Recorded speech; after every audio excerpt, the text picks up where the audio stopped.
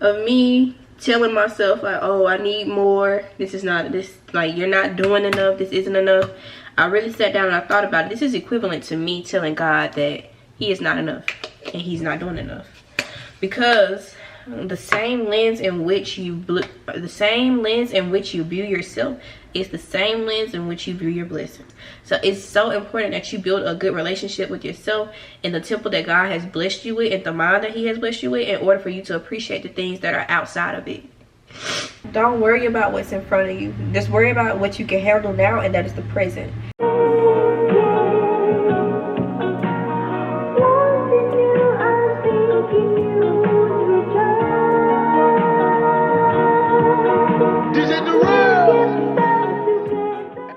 I'm gonna go ahead and take this and prep my skin all over again because I went to sleep. I want to talk about, and they correlate, it's just like the pressure that society puts on us, as well as anxiety, dealing with anxiety, y'all. The anxiety that causes. Oh my God, Morphe, y'all gotta do something about this, because why are these breaking? If you don't know, now you know. Sometimes, like, I dream quite often. Like, I dream very often. But this night, I was having nightmares, like, back to back. Like, I'm talking back to back to back to back. And my dreams were loop dreams for some odd reason. So, you know, like when you start off in one dream and then you wake up in another.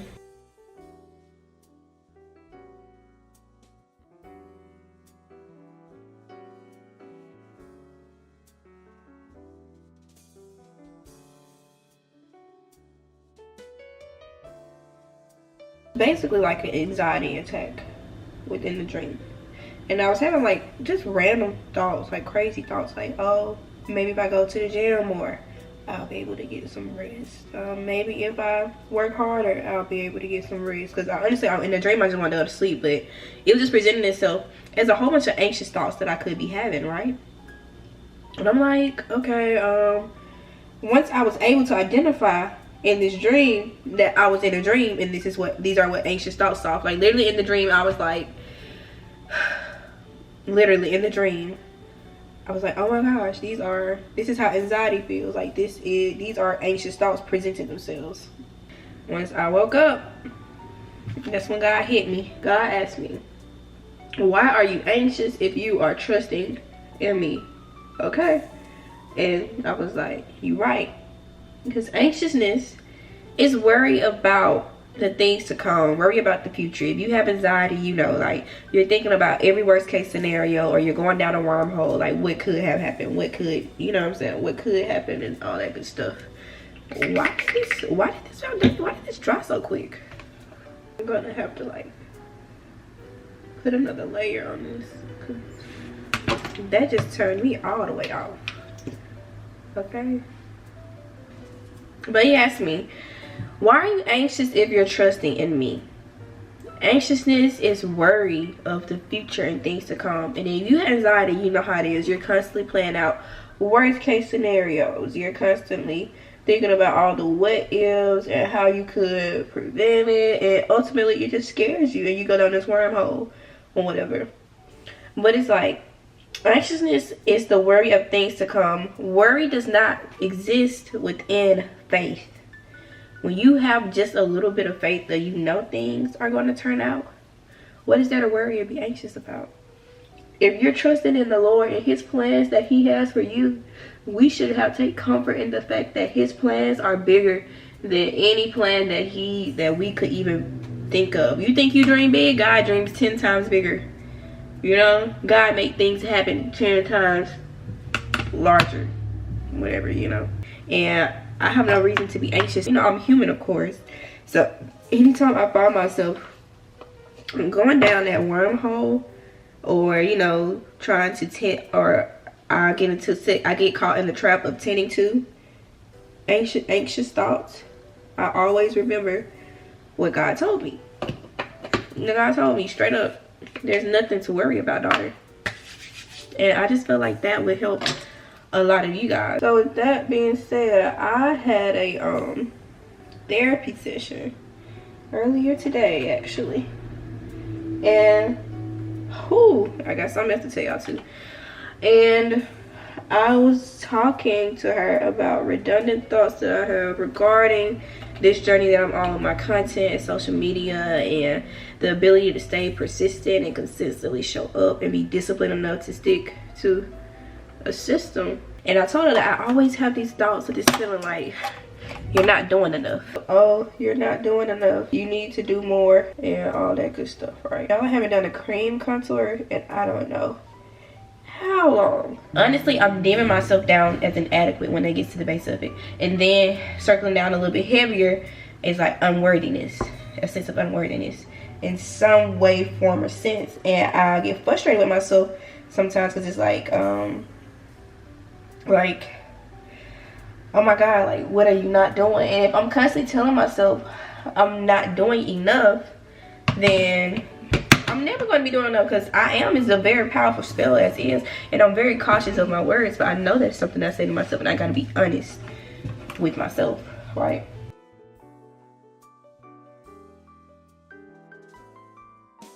And I know a lot of us can relate, especially those of us who are hard on themselves, or those of us who are on this journey to become a better whatever or whatnot. We tend to think, like, undermine what we have going on, what we've done for ourselves. We undermine and downplay a lot of things within our life, and then we also ultimately never satisfied. As much as you hate to admit that, because I hate admitting that too. Like, it's kind of like oh yeah, you get that quick little high and you're like, I want more and I want more and I want more. I gotta do better.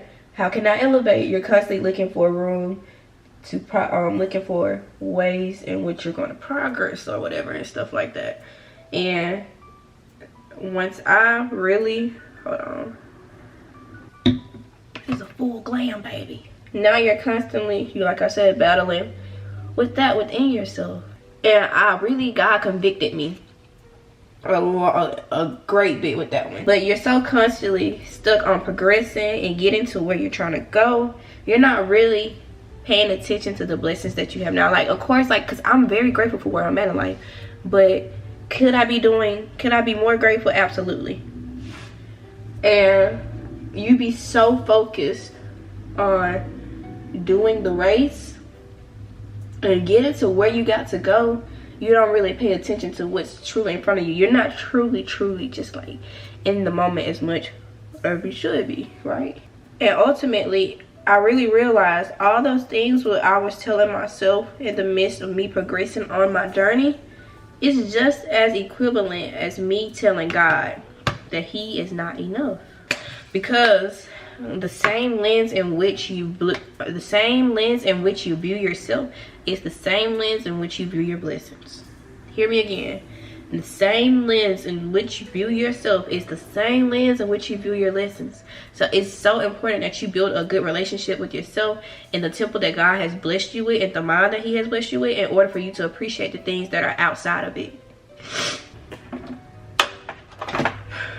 I'm going to use this on my whole face. Let that settle in, though. I find myself often saying that I need to do more. No matter like what area of life I've been in, how much I've been progressing, no matter how much somebody says they see me putting in the work, or they see me doing this and they see me doing that, I always feel like I can go harder.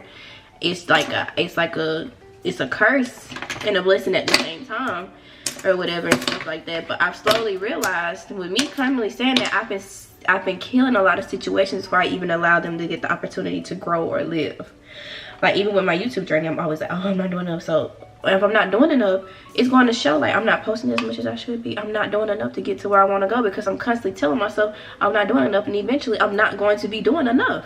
It's power in your tongue. Like, life or death is in the tongue, and I'm choosing from this day forward to give life until my life. Like, I really didn't know how much I was living up under that saying. And it's crazy because I'm very aware.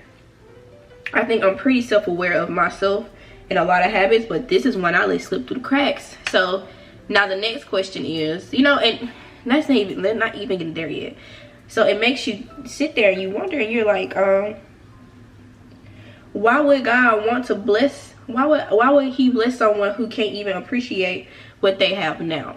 So you have to be, like I said, you have to be very careful how you view yourself and how you speak to yourself. Because I would say I am a little harder on myself than the average person or whatever.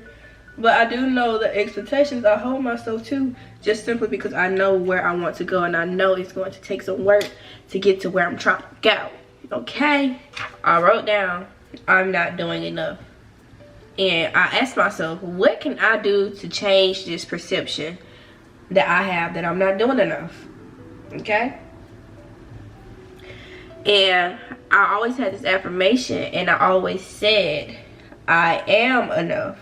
I say this to myself quite often, actually, especially, but I always say it in terms of, like, from dating, like, when it comes to men, like, I am enough, you know, like, I'm enough for one person. But now when I'm sitting here and I'm thinking, it's like, I should start saying that more often within every area of my life, because if I am enough, if me, myself, being authentically me, if I'm enough, then I am going to be doing enough. I am going to be enough for this YouTube channel. I'm going to be professional enough for this. I'm going to be good enough for my 9 to 5. I am going to be enough in every area of my life, because I am currently enough. Like, I'm not inadequate. I don't lack thereof. I am who God says I am. If I am being who God called me to be, if I am who God says I am, that is more than enough to fulfill the plan that he has set forth for me. And by no means am I a pastor, but God plays a very strong role in where I'm trying to go, the direction of my life, then, here, and now. I cannot sit here and talk about my goals and my plans and my outlook on life without including God in it. Because I'm now realizing, if me just being me is enough, then I have to stop feeling like I'm not doing enough.